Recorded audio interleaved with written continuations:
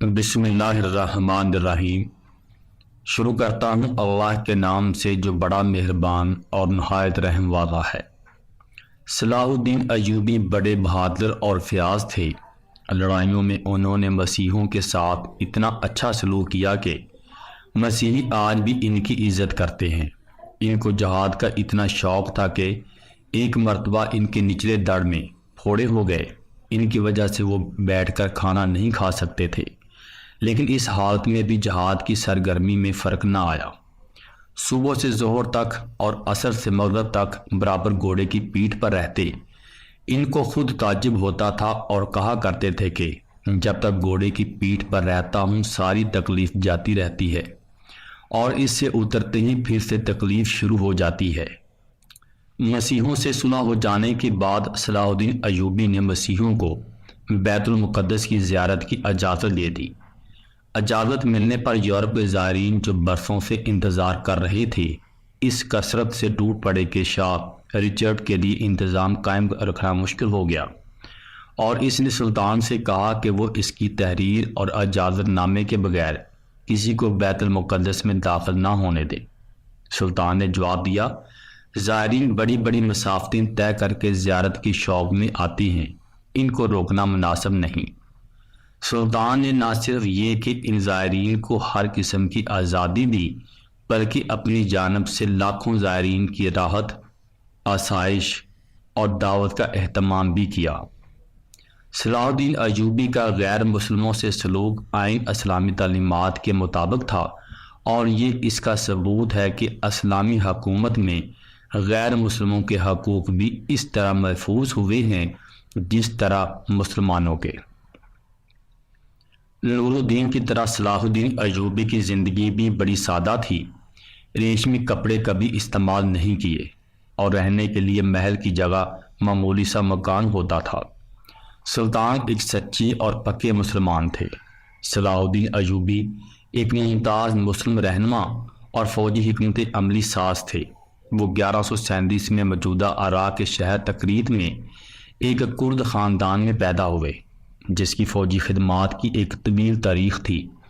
اس کی ابتدائی زندگی مشرق وسطیٰ کے ہنگامہ خیز سیاسی منظرنامے کی شکل میں گزری ہے، جس میں مختلف مسلم خاندانوں اور صلیبی ریاستوں کے درمیان تنازعات تھے، جنہیں یورپی عیسائیوں نے مقدس سرزمین میں قائم کیا تھا۔ چھوٹی عمر میں صلاح الدین نے حلب اور موصل کے شہروں پر حکومت کرنے والے زنگی داد خاندان کی خدمت میں شمولیت اختیار کی، اور جلد ہی زنگیت کے طاقتور حکمران نور الدین کی توجہ حاصل کر لی۔ صلاح الدین نور الدین کی سرپرستی میں ایک قابل اعتماد فوجی کمانڈر بن گیا، اور اسے صلیبی حملوں کے خلاف مسلم علاقوں کے دفاع میں اہم ذمہ داریاں سونپی گئیں۔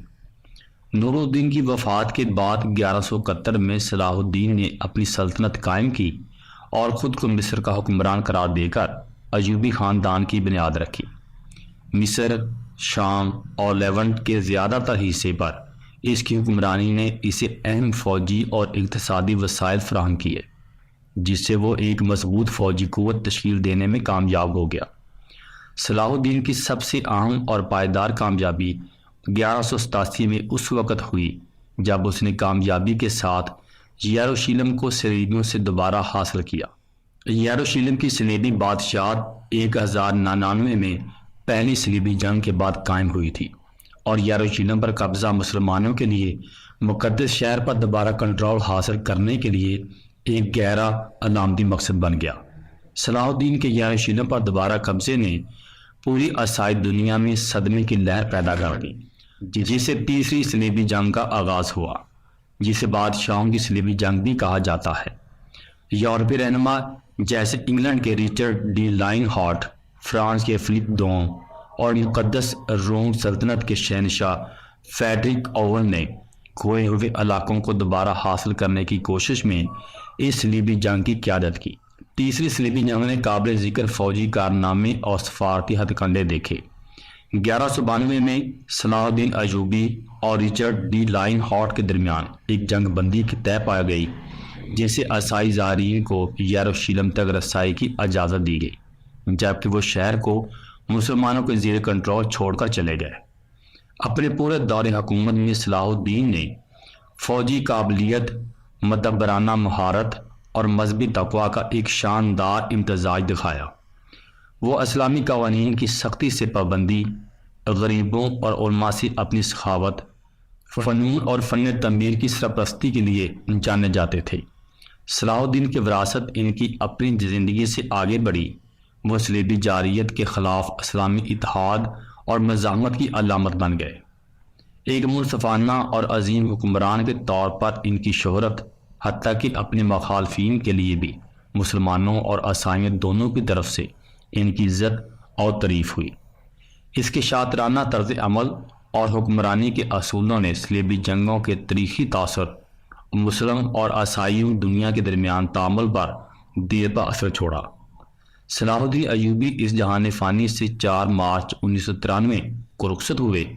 ان کی وفات نے ایک عہد کا خاتمہ کر دیا اور مسلم دنیا میں ایک ایسا خلا چھوڑ دیا جو آسانی سے پر نہیں کیا جا سکتا۔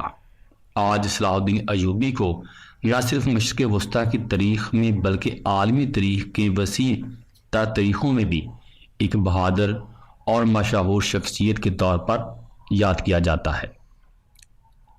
ان کی زندگی اور کامیابیوں کو منایا جاتا ہے اور وہ لیڈروں اور افراد کے لیے یکساں طور پر ایک تحریک کا کام کرتے ہیں جو جرأت، شرافت اور قیادت کے نظریات کو مجسم کرتے ہیں۔